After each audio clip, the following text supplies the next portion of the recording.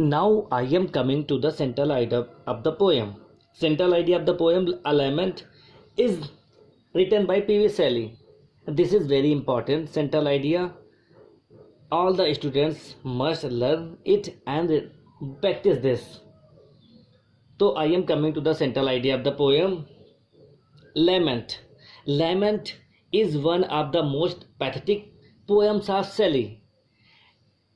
Every word of the poem is based on poet's despair and dejection, निराशा और निराशता के साथ. He expresses his deep sorrow and dismay, dismay, dismay by नैराश्यता at the last step of his life. In this last step on whose he is standing completely feels grief and disappointment. He looks his past life with a faint heart. He adds that future days are numbered in this world.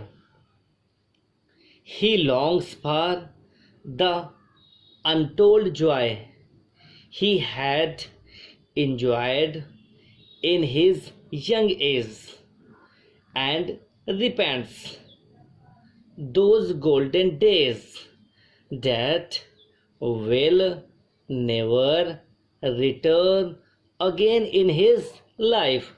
अब वो repent कर रहा है, पश्चाताप कर रहा है, पछतावा कर रहा है कि जो गोल्डन डेज उसके दिन जीवन में थे अब वो दोबारा उस पर वापस नहीं आने वाले, क्योंकि अब वो लास्ट स्टेज पे अपने जीवन के लास्ट स्टेज पर आ चुका है, मृत्यु के बिल्कुल समीप आ चुका है. तो अब मृत्यु के बिल्कुल समीप आने पर वो उन दिनों को याद करके बहुत ही पछता रहा, बहुत ही निराश हो रहा है. तो पोएट इसीलिए इस पोएम में लैमेंट में पश्चाताप कर रहा है, बहुत ही दुखी है, मेलैंकोलिक है, सैड है, डिस्मे है, despair. Now I am coming next line. The pleasure and leisure which he enjoyed, he will not take any more in the life. Now his days and nights are dull and joyless. अब उसके जो days हैं कैसे हैं, dull and joyless हो गए हैं. क्यों? Because he is afraid of going the last step of his life. Now he is very trembling, बहुत ही परेशान है, बहुत ही डिजेक्टेड है, मेलैंकोलिक है. Next PB. शेली कह रहा है, please Shelley saying he is incapable of enjoying the beauties of nature. अब वो नेचर की ब्यूटीज को प्राप्त करने में, समझने में, जानने में इनकेपेबल है, असमर्थ हो गया है, क्योंकि वो अब बहुत ही डिजेक्टेड है. Because last moment of his life have approached him, क्योंकि लास्ट जीवन के अंतिम पड़ाव पर वो बहुत ही, जब उसके पास आ गए हैं, अप्रोच हो गए हैं, निकट आ गए हैं, तो वो बहुत दुखी हो गया है, बहुत ही असमर्थ हो गया है. अब वो क्या कर सकता है, इसलिए वो बहुत ही अपनी पोएम के इन स्टैंजाज में बहुत ही सेंट्रल आइडिया डिपेंड्स कर रहा है, पश्चाताप कर रहा है. Now I am providing you some one first important explanation which is very important for the students. Now I am coming the first stanza for the explanation.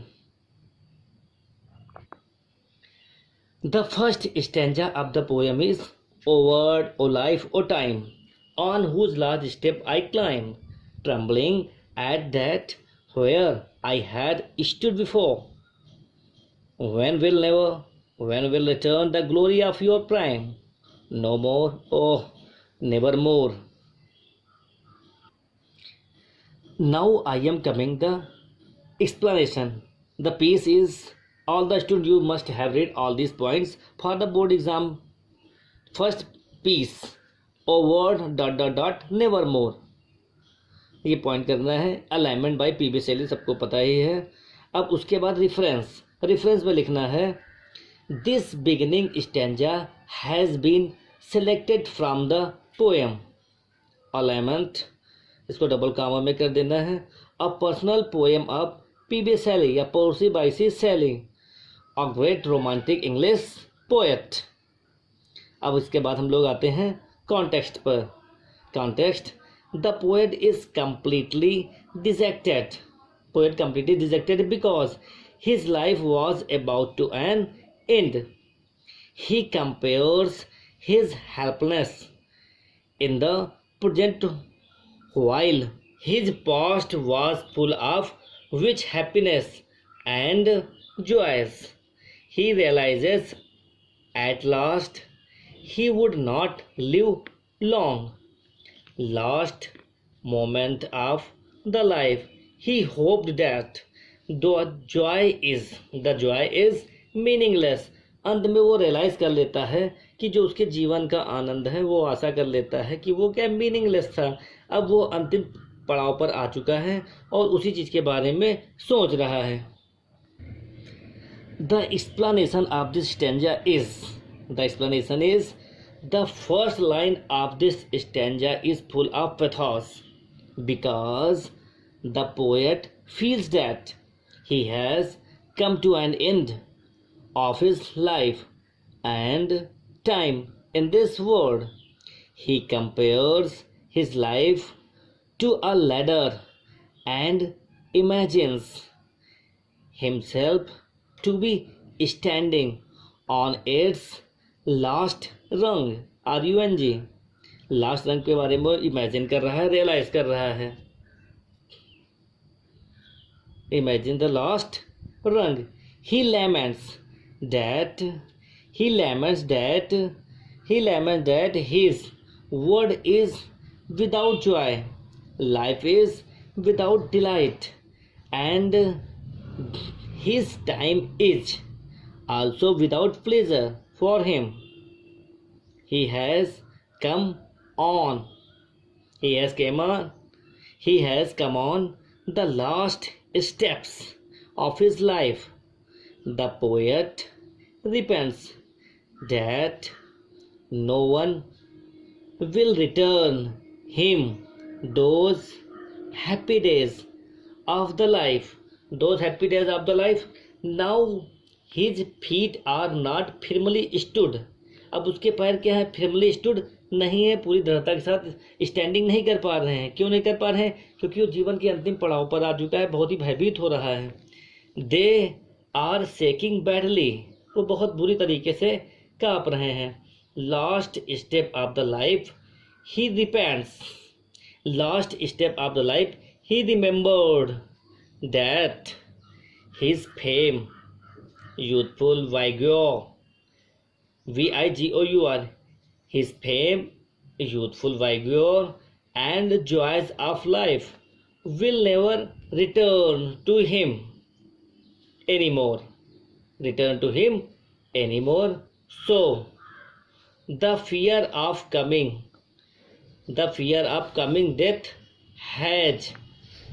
has badly shaken the poet.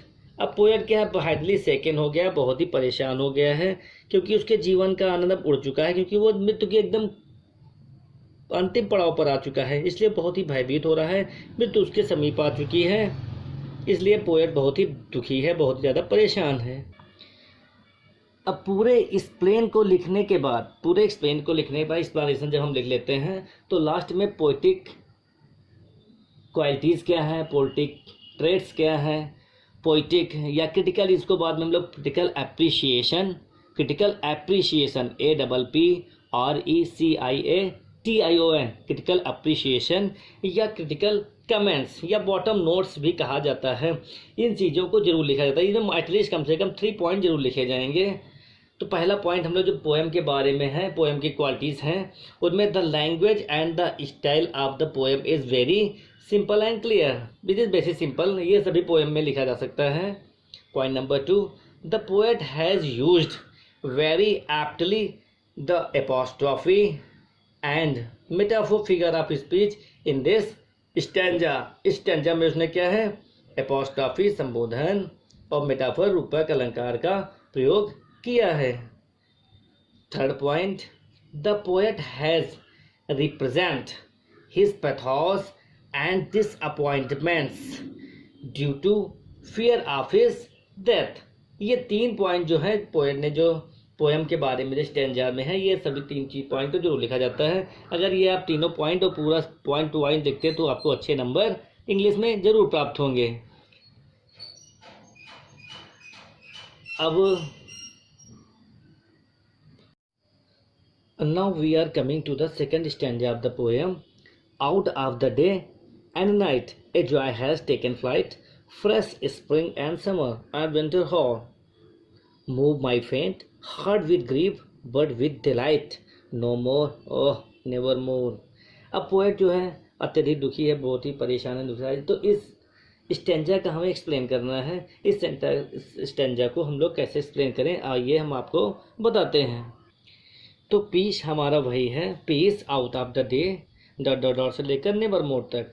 अब reference as above, जैसे these lines have been selected from the poem a lament composed by P B. Shelley. अब इसके बाद context पर हम लोग आते हैं। The poet is very sad because coming death has taken away the Joy, because coming death has taken away the Joy, leisure and pleasure of his life. He had realized that he would not live long, and his end of life was quite near.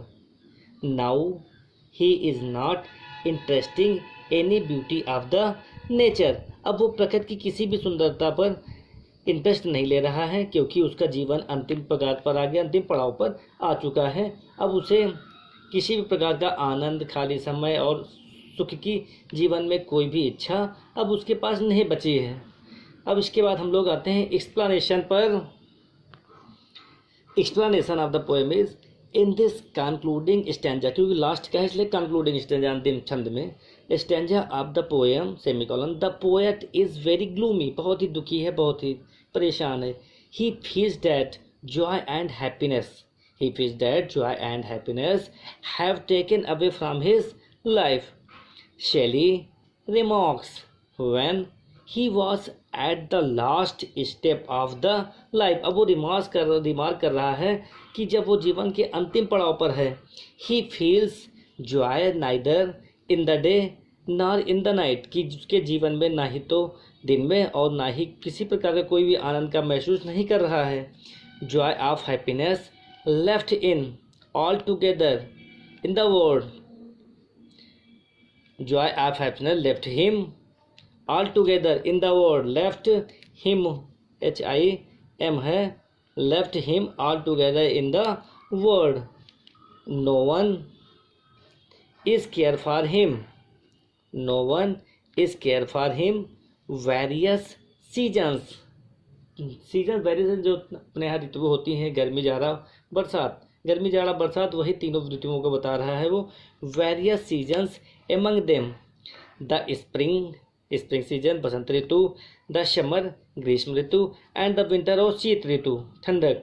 कि तो do not move सारो and grief in the happiness, कि वो जो उसके जो happiness की वो कभी भी उसके अंदर की हैप्पीनेस जो है अब वो कभी भी उसको मूव नहीं कर पा सकती। पहले कर लेती थी, मगर अब वो अंतिम पड़ाव पर है। तो ये तीनों ऋतु उसके हर्ट को, पेन के हृदय को, ये तीनों मौसम कभी भी धूम अलग नहीं कर सकते हैं, वो उसको हृदय को परिवर्तित नहीं कर सकते हैं। There is no any happiness remain in his heart, he has lost his joy for ever, हमेशा के लिए उसने अपने जीवन को लॉस्ट कर दिया, खो दिया है। These वेदर्स will never return again in his life, और ये जो तीनों मौसम थे अब दोबारा उसके जीवन कभी भी वापस नहीं आ पाएंगे। इसके आगे हम लोग आते हैं वही बॉटम नोट्स या क्रिटिकल अप्रिसिएशन या क्रिटिकल कमेंट्स। जो पोएम के प्रमुख बिंदु हैं, कविताओं के प्रमुख बिंदु हैं, उन पर हमें प्रोटेक्ट करना, हाईलाइट करना है। इन्हें अवश्य लिखा जाता है, तभी आपको पूरे 8 में 8 मार्क्स मिल सकते हैं। 8 में 6, 7, 8 तो आराम से पा सकते हैं आप लोग। तो इसमें 3 पॉइंट ही लिखे जाएंगे। The language of the poem is painful and the style of the poem is melancholic, उदासी। है ना। उदासी the poem the style of the poem is melancholic, उदासी की व्याख्या की गई है इसमें पोएम में ना पूरी तरह। अब इसमें जो है फिर अगला पॉइंट नंबर 2 पर आते हैं हम लोग। Apostrophe, apostrophe figure of speech, figure of speech वो सिंगल कामों में बंद कर दिया जाता है। Apostrophe figure of speech has been used in the last line, O more dot dot dot O never more. ये जो लाइन हमको उसको ब्लैक से करके लिख देनी है, थोड़ा अट्रैक्टिव टाइप। अब इसको थोड़ा अट्रैक्टिव पर थोड़ा लिख देना है, ब्लैक से बोल्ड करके लिख देना है, जिससे कि टीचर को जानकारी से पता चल जाएगी आपने कुछ पढ़ा है बुक में। अब पॉइंट नंबर 3 पर हम लोग आते हैं। The poet has expressed, poet ने क्या एक्सप्रेस किया है, वर्णित किया है, हिज डीप पैथोस, करुण वेदना, करुण रस जो ऑलरेडी होता है। तो poet has expressed EXPRESSED expressed his deep pathos and disappointment in this poem in this stanza. तो पोएट ने इन सभी चीज़ों को डिस्कस किया है और पूरे कंप्लीट सेंटेंस को लिखने, पूरे एक्सप्लेनेशन को कंप्लीट लिखने पर हम एक अच्छे तरीके से लिख सकते हैं, समझ सकते हैं।